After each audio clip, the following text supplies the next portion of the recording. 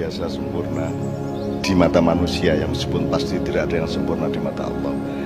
Jadi apa yang beliau kemukakan Pak Yai Muhsin tadi itu sebenarnya adalah puncak dari yang kita pelajari tentang ikhlas dan noto lagu. Ketika beliau bertanya kepada kita atau mempertanyakan yang beliau sudah tahu jawabannya, jane awake dhewe iki nyembah Gusti Allah iki apane sing disembah, ngono ya. Kini sembayangi jane sembayang nang apane, terus dan seterusnya ya. Kan jawabannya memang belum kita sebut tadi. Itu kan jawabannya adalah walam yakullahu kufuwan ahad, itu jawabannya.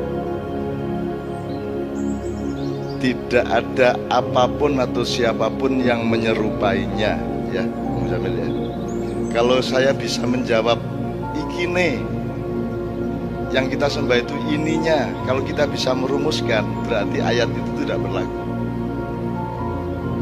Kalau kita bisa merumuskan Allah, berarti dia tidak walam yakullahu kufuwan ahad. Jadi kita tidak diperkenankan oleh Allah untuk bisa merumuskan Allah. Maka kita jangan coba merumus-rumuskan, wis dirasakno, dilakoni, iku isone ngono tok. Karena kalau kita ngerumus-rumuskan itu membatalkan ayat walam yakullahu wanakat, atau mungkin walaisa kamitslihi syai'un. Satu. Terus beliau melebarkan kepada satu dialektika, man arafa nafsahu faqad arafa rabbahu wa man arafa rabbahu faqad arafa nafsahu, kan gitu kira-kira. Beliau sudah mengantarkan kita untuk lho kowe iki ra duwe apa-apa, kowe iki ra iso apa-apa gitu ya. Nah, kita sempurnakan untuk pembelajaran kita. Kowe iki menungso ora ming ora iso apa-apa, ora ming ora duwe apa-apa, kowe iki ra ono. Jadi puncak pengetahuan manusia adalah sadar bahwa kamu itu tidak ada aslinya. Yang ada hanya Allah. Begitu kamu ngerti ketiadaanmu, kamu akan sampai kepada satu kesimpulan yang ada hanya Allah. Jadi kalau ada kamu, itu sebenarnya bagian saja dari kehendak Allah. Kowe ono ora ono kita terserah Allah. Dan kita ini tidak ada. Jadi kita ini bukan pihak lain. Ngerti ya? Ini Tuhan satu pihak, terus kita bukan pihak lain. Kita ini bagian dari ini. Kita ini bagian dari Allah. Makanya ilaihi rajiun. Jadi menggang sedelet gue bali menenang sejatine. Dudu jalmo, nek jalmo kan makhluk. Jadi kita tuh tidak ada. Maka para malaikat yang diciptakan Allah sebelum alam semesta itu juga bersyahadat wa asyhadu anna Muhammadar Rasulullah.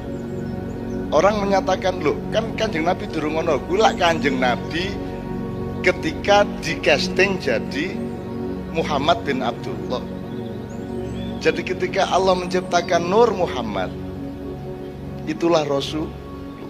Sebab tidak ada yang bisa mengenal Allah secara sejati, secara benar-benar. Maka dia merepresentasikan dirinya menjadi cahaya yang memancar dan terpuji itu, kemudian berevolusi menjadi alam semesta, kemudian malaikat.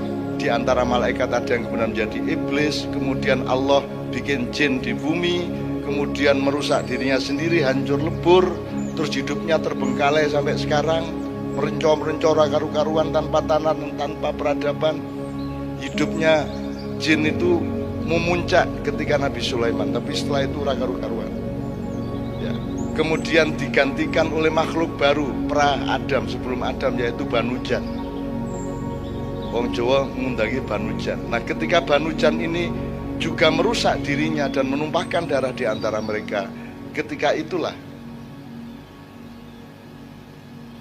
Azazil Kanzul Jannah, seniornya malaikat Jibril, yaitu malaikat yang paling sepuh, yang kemudian oleh Allah saking mengabdinya kepada Allah, kemudian dia diberi kesempatan untuk bertamasya turun ke langit 6 5, 4, 3, 2 sampai ke bumi.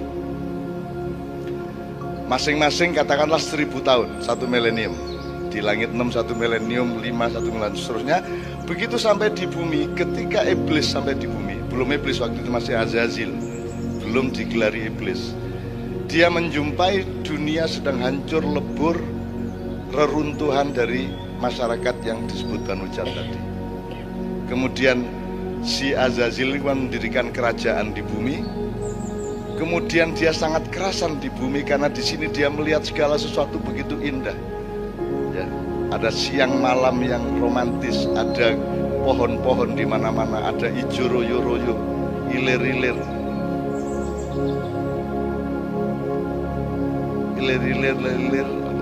tandure wesumile tak ijo royo-royo tak singgo temanten anyar.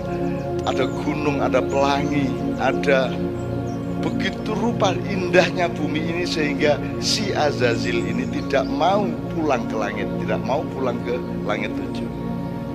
Dia melawan kehendak Allah. Wong dia disuruh tamasya pariwisata sebentar, dia tidak mau balik. Akhirnya Allah marah sehingga Allah kemudian nek ngono aku gawe Adam. Aku gawe khalifah di bumi. Kemudian malaikat dimintakan wa idh qala lil malaikati isjudu li Adama fasajadu, semua malaikat kecuali Azazil, maka dia disebut iblis oleh Allah.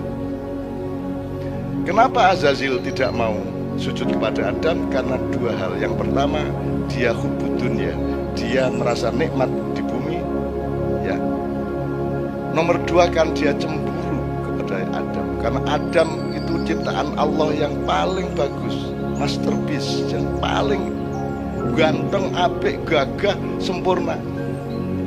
Jadi sampean iki sempurna, proporsional, irungnya semene, kupingnya semene, nek ora percaya mlebu nang gone jin.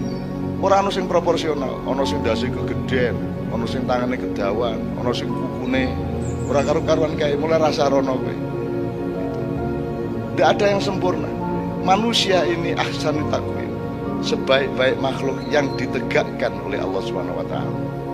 Nah, itu yang membuat iblis, karena dia disebut iblis karena tidak mau sujud kepada Adam, tidak mau patuh kepada khalifah, maka dia disebut iblis karena dia cemburu kepada rupa indahnya si Adam alaihissalam. Nah, sejak itulah terjadi segala sesuatu yang sekarang kita alami. Kita cerita gitu banget nganti jam 4.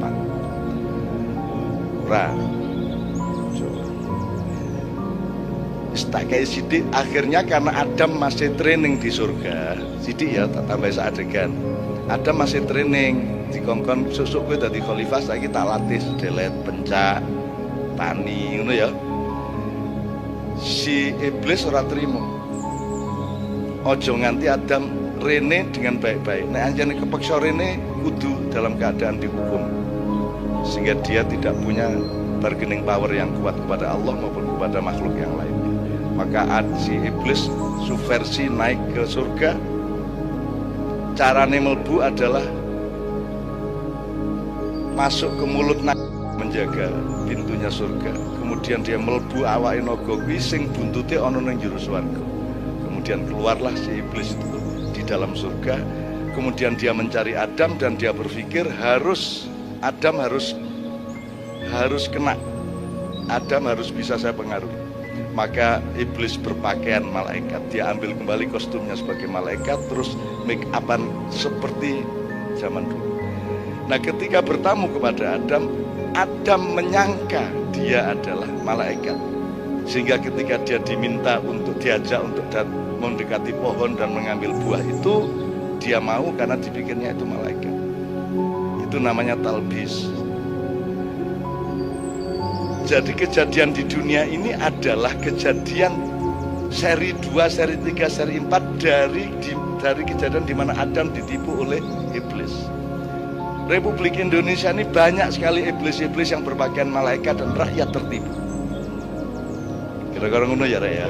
Nah, wis saiki nek ana apa-apa kuwi padha maning ngono. Tapi tidak ada masalah. Memang ada kontra antara Allah dengan iblis sampai hari kiamat. Kita jangan terpengaruh sama itu semua. Kita kita manfaatkan semuanya. Kita sudah tahu akidah, kita sudah punya Islam.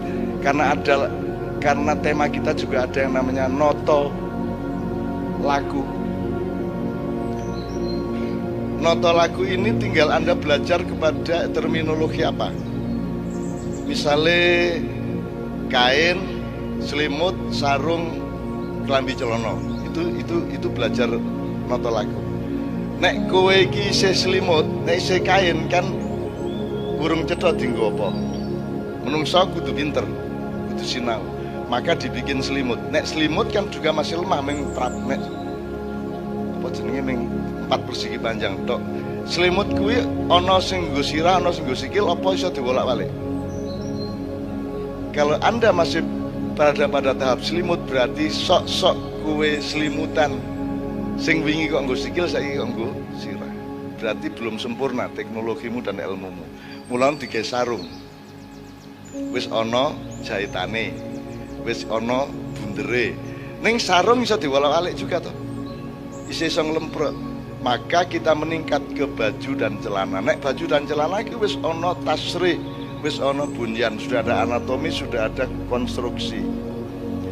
Kaosan ra iso diwalik. Ya nek diwalik ra penak.